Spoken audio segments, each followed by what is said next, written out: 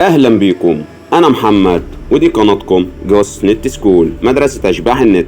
قبل ما نبدا كالعاده ما تنساش تعمل لايك للفيديو ده، لو انت جديد معانا ما تنساش تعمل سبسكرايب في القناه وتفعل الجرس بقول كل اشعارات بحيث اي فيديو جديد ينزل يوصلك قبل اي حد. واكتب لي تحت الفيديو ده الشبح في المدينه. من 7 شهور تقريبا كنت نشرت السكريبت ده كان بيديك 100 وحده متجدده لخطوط اورنج. ايه اللي حصل؟ اللي حصل ان بعد 7 شهور ناس اخدت السكريبت ده وعملته، بس بتبيعه المره دي بتبيعه للناس بقى ب 150 جنيه وب 200 جنيه. اي حاجه بتنزل على القناه عندنا هنا بتكون رقم واحد، والاهم من كده all copyrights reserved by جوسوس نت. يا عزيزي الشبح، ركز معايا في الفيديو ده هعرفك ازاي تحصل على 9500 وحده او 36000 وحده او 20000 وحده او 58000 وحده لخطوط فودافون. فتيجي بقى نتعرف اكتر على الحاجات دي، يلا بينا.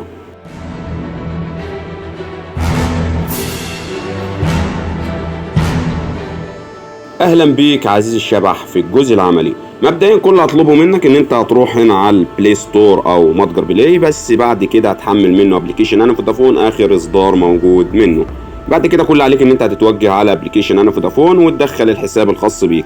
طبعا الحساب اللي موجود حاليا على الابلكيشن مش خاص بيا، ده خاص بواحد منكم انتوا، فركزوا معايا بقى في الشرح اللي هنعمله دلوقتي. مبدئيا خلاص انت راجل دخلت على الابلكيشن، جميل جدا وعسل جدا. اول حاجه هتروح عندها الانترنت اللي هي شراء باقه بالشكل ده. طبعا لو حضرتك هنا عامل باقات بلس، طبعا هنا هو مفعل باقات زي ما حضرتك شايف بس مش مفعله، الباقات هنا ايه مش مفعله، فركز معايا في اللي احنا هنعمله. اول حاجه لو عندك باقه مفعله، عشان الاسئله الكتيره وهشوف كومنتس برضو غريبه الشكل تحت الفيديو ده، ركز معايا. اول حاجه لو عندك باقه مفعله هنا ما تلغيش الباقه، يعني مش عشان تعمل الشرح ده ان انت تروح تلغي الباقه وتقول لي يا محمد ده ما نفعتش عندي او الباقه انا لغيتها بسببك او القصه دي. لا، لو عندك باقه هنا ما تلغيش الباقه الخاصه بيك. انا بكرر تاني، ما تروحش تلغي لي باقه مثلا 20000 عشان تعمل باقه مثلا 4500، فركز معايا. جميل جدا. هنا الباقات المفروض اول حاجه دخلنا على الانترنت ولقينا الباقات هنا غير مفعله، فكل اللي عليا دلوقتي ان انا هروح على المحاسبه بعد انتهاء الباقه بالشكل ده. بعد كده كل اللي عليا من هنا ان انا اعمل ايقاف للباقه بالشكل ده. خلاص على كده؟ ايوه خلاص على كده. دي اول خطوه نبتدي نعملها. انا عملت ايقاف للباقه، ظهر معايا الابلكيشن بالشكل ده، ليس لديك اي باقات انترنت مفعله. جميل جدا. تاني حاجه والمفروض الشرط الاساسي عشان تفعل بيه الحاجة دي ايه هي؟ هنروح على كلمة العروض من المكان ده، في هنا كلمة اسمها العروض، ركز معايا. بتبتدي تدوس على كلمة العروض اللي هي موجودة تحت هنا. اول ما بتدوس على العروض بالشكل ده بتبتدي تظهر معاك. طيب دلوقتي المفروض ان في ناس بيظهر عندها هنا خصم ديسكاونت، هنا ديسكاونت باندل، وهنا بيظهر له برضه عرض خصم اللي هو ديسكاونت برضه. جميل جدا. كل اللي عليه بس ان هو بيبتدي يرجع ويعمل ريفرش مرة تانية كده ويدخل على العروض يا عزيزي الشبح مرة تانية. المفروض العرض اللي احنا محتاجينه اللي هو عرض اسمه ميجا بايتس اكتر، اللي هو بيديك قد ايه؟ بيديك 6000 سوبر ميجا هديه ب 200 جنيه. طبعا انا مش هخليك تدفع ال 200 جنيه، فركز معايا بقى في الفيديو ده. المفروض حاليا ان بيكون في عروض هنا بتكون 4500 واللي عنده 1500 واللي عنده مش عارف ايه وايه، ملناش دعوه بالقصه دي. احنا عايزين الميجا بايتس اكتر، الخط اللي ظلك هنا في ميجا بايتس اكتر.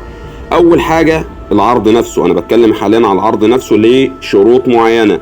اول حاجه فيها ان العرض يكون من 9500 لحد ما يوصل 58000 وحده. يعني ايه الكلام ده؟ يعني دلوقتي المفروض ان العرض اللي ظاهر لك ده بدل ما كاتب لك هنا 36000 سوبر ميجا، كل عليه دلوقتي ان هو كاتب لك 9500 سوبر ميجا، او ان هو كاتب لك قد ايه؟ 20000 سوبر ميجا، او ان هو كاتب لك 36000 سوبر ميجا زي العرض اللي موجود عندنا ده، او ان هو كاتب لك 58000 سوبر ميجا. اي عرض من العروض دي هيبتدي يظهر عندك. ده الشرط الاول للعرض. طيب ايه الشرط الثاني يا محمد؟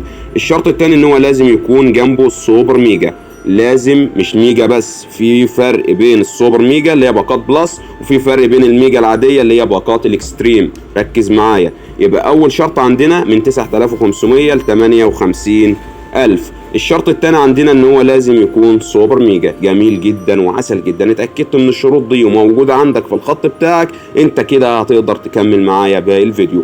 الناس اللي ما عندهاش العرض ده ممكن تخرج من الفيديو دلوقتي عادي، ما عنديش مشكله، او ممكن حضرتك تكمل باقي الفيديو وتعرف الطريقه وتعملها على خطوط تانية موجوده عندك. فكل عليه دلوقتي ان انا هبتدي ارجع. طبعا الرصيد هنا والرصيد الخط هنا 0 جنيه زي ما حضرتك شايف، فانا مش هضيف اي رصيد، انا هشرح لك الطريقه عموما لان الخط مش خاص بيا وبكلم صاحبه اللي بعتهولي مش بيرد عليا اصلا على التليجرام، فلو رد في وقت تاني ممكن اعمل فيديو صغير كده واحذفه تحت الفيديو ده على التليجرام عندنا. وانت برضو الطريقه دي اول ما تتفعل عندك اكتب لي تحت الفيديو ده انها اتفعلت عندك. بعد كده كل عليه عزيزي الشبح ان احنا هنبتدي نتوجه على الانترنت بالشكل ده. اول حاجة بقى عايزك تضيف هنا على الخط بتاعك 14 جنيه رصيد، ده بعد ما تسدد بقى الاستلاف بتاعك وتسدد اي باقة انت مستلفها زمان او القصة دي كلها. يعني حاليا المفروض انا عايز رصيد صافي على الخط هنا 14 جنيه بعد تسديد الاستلاف بتاعك او ان انت واخد حاجة عن نوتة او القصة دي، يبقى لازم يكون على الخط بتاعك 14 جنيه رصيد. العرض مديهولنا بقد ايه؟ ب 200 جنيه، انا هخليك تفعله ب 14 جنيه بس، ركز معايا. كل عليها دلوقتي ان انا هقول له دلوقتي شراء باقة. اول ما ادخل على كلمه شراء باقة بالشكل ده هتظهر عندك شويه حاجات كده اللي هي ايه؟ باقات بلس وتطبيقات بلس واكستريم نت. احنا اللي يهمنا من هنا اللي هي باقات بلس. كل علينا ان احنا هندوس على باقات بلس بالشكل ده. بعد كده كل عليا دلوقتي ان انا هبتدي من هنا اقول له اشترك في باقة بلس اللي هي عامله ايه؟ 7 جنيه. كل على ان انا اقول له اشتراك وتاكيد بالشكل ده. طبعا تم بنجاح، تم تنفيذ طلبك. هتلاقي بقى ان الباقه هنا اتفعلت معاك. اول ما حضرتك يكون موجود معاك 14 جنيه رصيد هيتخصم منهم 7 جنيه وهتبتدي ان الباقه دي تلاقيها مفعله معاك. جميل جدا. بعد كده تعمل ايه؟ بعد كده كل عليك ان انت هتبتدي تنزل على العروض هنا بالشكل ده. بعد كده كل عليك ان انت هتروح على عرض الميك بايتس اكتر اللي احنا اتاكدنا من الشروط بتاعته. بعد كده اقول له استمتع بالعرض. بعد كده اقول له ايه؟ استمتع بالعرض. خلاص على كده المفروض ان هو تم وهيجي لك رساله ما علينا من الكلام ده. بعد كده هنبتدي نرجع مره تانية فين؟ على الانترنت. جميل جدا. هتلاقي بالشكل ده ان الباقه دي مفعله فوق هنا كده ان هي مفعله معاك، والباقه دي بالشكل ده ان هي غير مفعله. طيب عايز افعل الباقه دي، كل اللي هعمله دلوقتي ان انا من هنا من المكان اللي فوق ان الباقه بتاعتي ام 7 جنيه المفعله دي خلاص اتفقنا ان انا معايا 7 جنيه واتفعلت عندي في المكان ده، والباقه دي نزلت لي تحتها بالشكل ده اللي هي 36000 ميجا. فكل اللي عليا دلوقتي ان انا اقول له اعاده تجديد الباقه.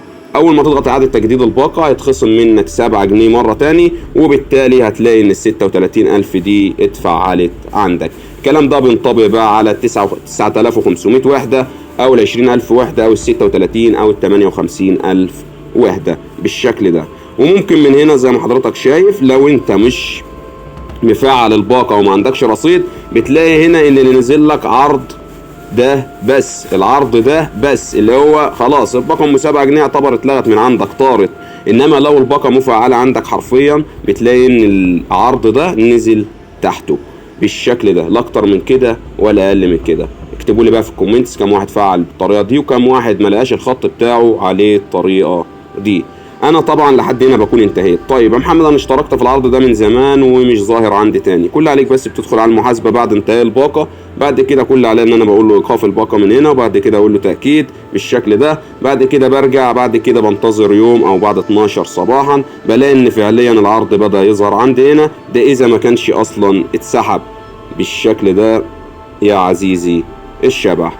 ولحد هنا بكون انتهيت من فيديو النهارده. ما تنساش تعمل لايك لو انت جديد، ما تنساش تعمل سبسكرايب، شير الفيديو ده في كل مكان عشان الطريقه دي ما تنبعش يا كمان. اشوفكم فيديو الجاي على خير. سلام.